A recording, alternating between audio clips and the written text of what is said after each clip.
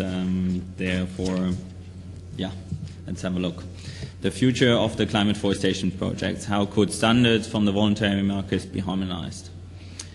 How does it look? At the moment we have the situation that AR is dead, and there will be some more projects coming, and the World Bank or the Biocarbon Fund, which has invested lots of money in this, will definitely push those through, but it's not the final solution at all. And there are very few projects on the market. There are about 30 registered worldwide, most of them 25 approximately in North America.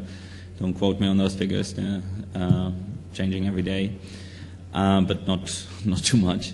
The voluntary market is very diverse, and the voluntary carbon market in terms of buyers, they are confused. So the question is here, do we need a harmonization? And I was asked by CarbonFix, the organization, to have a look at, I'm from the technical board, to if this is technically possible. So harmonization, if we have a look at that, I will look at additionality, I will look at the co-benefits because they play a major role in the voluntary carbon market, because they also are eventually representing the prices later on, if you're saying the carbon, the methodologies, the buffer systems, and the type of certificates. So very similar to what Mr. Moriz has said, but really on a different, you will see it's, I'm looking at it from a different point of view. Additionality. What we have here is one of the three biggest standards in the market. They are already accepting the AR CDM additionality tool, and I think this is the way forward to be saying this is what additionality is all about. And I think we should all agree that we are using this UN tool, which has been implemented in a very good way. That this one is the benchmark for additionality. Still here for the UN and for the AR CDM working group, where there are a couple of members around, please make this tool applicable to other standards. So there should be, for example, no step 0 in there, which has to do with the start of projects, etc. So this is something which bounces back now to this CDM working group. If we're looking at co-benefits, my suggestion here is to use FSC or CCBA to ensure those co-benefits, but not for small scale. I think for under 1,000 hectares, approximately, don't quote me on that, it's really not applicable because the costs are just too high. You're going in the field, you have to monitor, and so on and so forth. Normally there are scientists in the field for that. FSC is more practical in such sense, and they have shown that by over 100 million hectares being certified all over the world. So we will see on what's going on there. FSC has just created their carbon working group in July this year, and I expect some movement from them. For under or small scale projects, smaller scale projects, there must be basic criteria within the standard. That's no standard should get off. Forestry is all about that people are being involved and habitats and animals. So this is really up to the standards to put basic rules in there. If we're now looking on methodologies, all the methodologies must be based on IPCC. They have done great work, and I want to thank really all the people who have been involved there.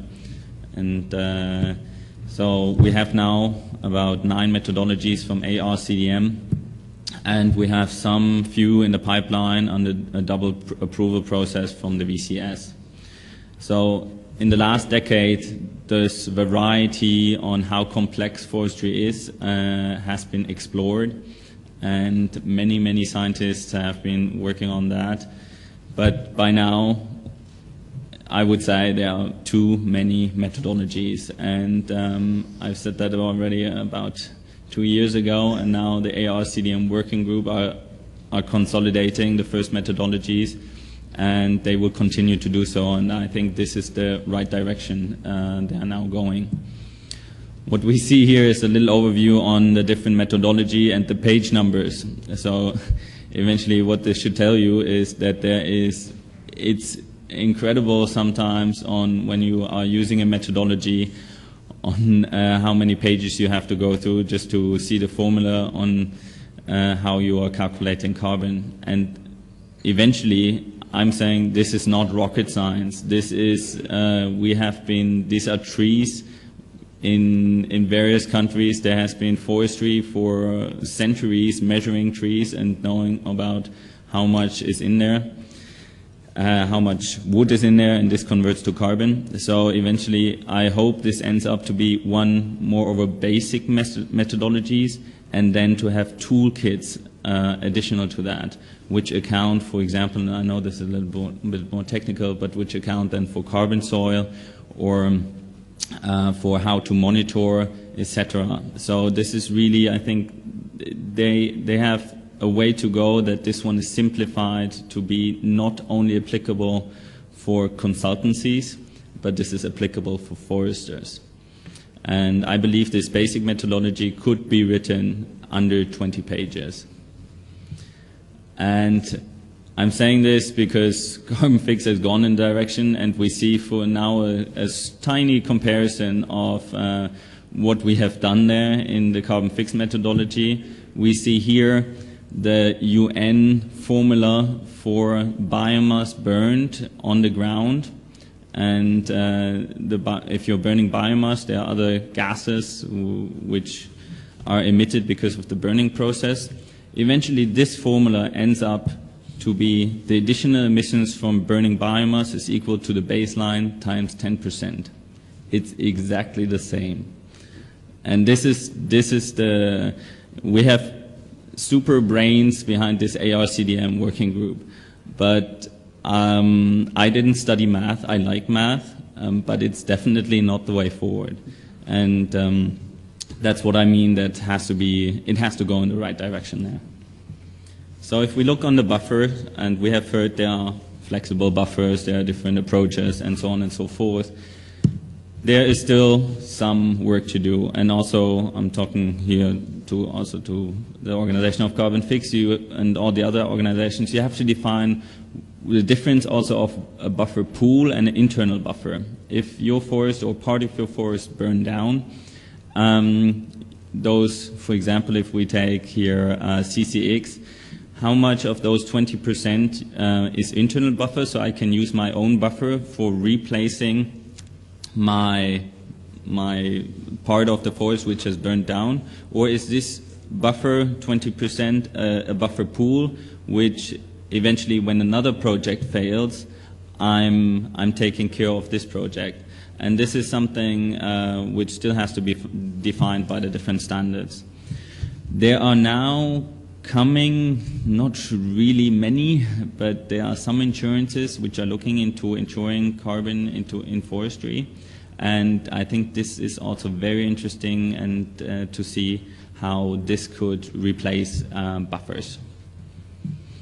And there's a possibility, and this is more over on the standards to sit together, is there a possibility of making a global buffer pool, meaning that there are carbon credits from VCS which could replace buffer of CarbonFix standard, and so on and so forth. So it's a little bit the acceptance of each other's credits.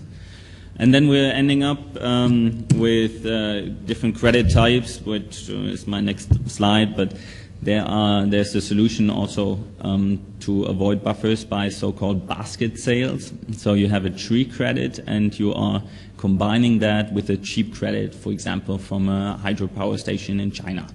So if you're doing that, you're spending $0.50 on the permanent credit from the China power station, hydropower station, to have together with a tree credit, which could, of course, burn down at some point of time. I'm not in favor of that, but the market has come up with a possibility in this direction. And yeah, I'll leave that like this. The type of certificates, and here we see the tendency in the carbon market that there are eventually three kinds of credits. And the one is the ex post, the VERs, which we have seen as from the VCS. Here it is really the problem that the project developers yeah, they are not getting really along with that, because especially if you have tree species and if you are planting trees which need a longer time, which might have much more biodiversity because they are not monocultures and fast growing, then you are having really problems with this ex post approach. The next credit type is eventually ex post forward sales. You call them VRs with a vintage. So here I have taken a 5-year vintage, and in the market the first carbon brokers are saying, okay, we accept a certain vintage 5-10 years, but I've not seen anybody going beyond 5 years normally. And you have the ex ante approach, where you say, okay, you are selling VR futures, whereby it's, in my opinion, more of a question of philosophy on saying, okay, what do I sell on the voluntary carbon market? I have to normally, this is a voluntary action, and this is something you are normally taking to your end consumers and telling them on how you are offsetting how you're offsetting your product, and to communicate to them that you are now getting money or spending money in a project where the trees will be growing to absorb the carbon. Every person from 5th grade on, I would say, will understand that.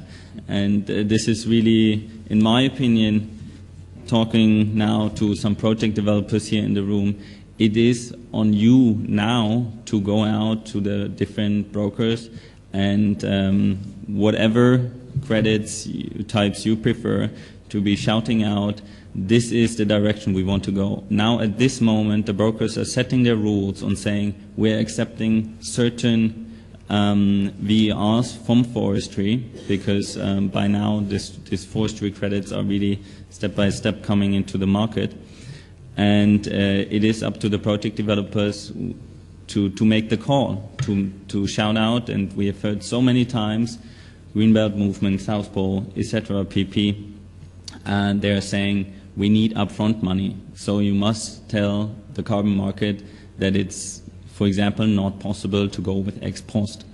And I just want to put this in the room, that those leaders which have great big organizations behind them, also CARE, World Vision, and so on and so forth, go to those carbon brokers and tell them what you want.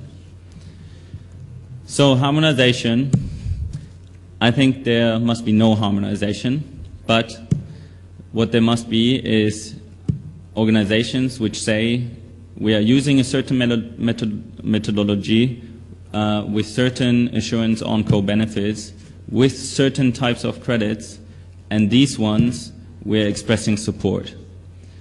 This is what the voluntary carbon market needs at this moment, that eventually the forestry, afforestation, reforestation projects mobilizing money for reforestations. And I'm just putting here a couple bigger organizations on the wall, saying those organizations could put their stamp on there in front of the voluntary carbon market to be saying, here, this is what we support. And if they're doing that, only then I can really see that the voluntary carbon market has a chance to include those forestry type credits. Thank you very much.